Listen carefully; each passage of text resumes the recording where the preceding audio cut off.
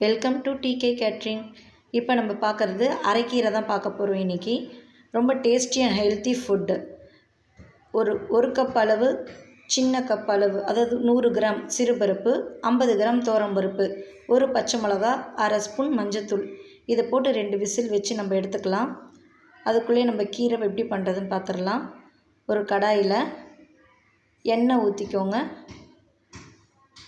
1 spoon கடுகு, சீரகம், வெங்காயம், தக்காளி, பச்சை மிளகா, காஞ்ச மிளகா, இது எல்லாத்தையும் நான் போட்டு வதக்கிக்கிறேன்.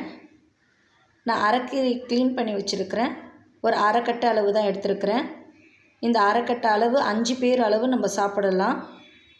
இது நல்லா வதக்கட்டும். இதில் நான் தண்ணி சேர்க்கலை, பருப்பு வேக வச்ச தண்ணி தான் நான் சேர்க்குறேன். இப்போது அடிஷ்னலாக தண்ணி இருந்தது, பருப்பு தண்ணி, அந்த தண்ணியோட கொஞ்சம் உப்பு, மஞ்சத்தூள்,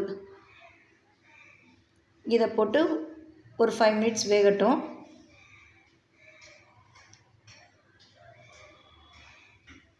ஒரு 5 நிமிஷம் வெந்ததுக்கப்புறம் ஒரு தண்டு எடுத்து பாருங்கள், நல்லாவே வெந்துருச்சு.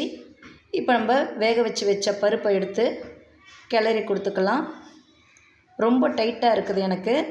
இந்த டைட் இருக்கக்கூடாது. நம்ம சாதத்தில் போட்டு பிசைஞ்சு சாப்பிடும்போது கொஞ்சம் லூஸாக இருக்கணும்.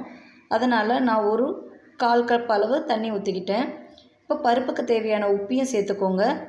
உப்பு சேர்த்துட்டு ரொம்பவும் கொதிக்க வைக்கக்கூடாது. நம்ம ஆல்ரெடி கீரையும் வெந்திருக்கு, பருப்பு வெந்திருக்கு. இது ரெண்டும் மிக்ஸ் ஆகிட்ட அப்புறம் ஒரு 2 நிமிஷத்தில் வதக்கி கொடுத்து கீரையை எடுத்துருங்க. இப்போ டேஸ்டான சுவையான கீரை ரெடி. இந்த வீடியோ உங்களுக்கு பிடிச்சிருந்தா like and comment, share, subscribe friend. Bye.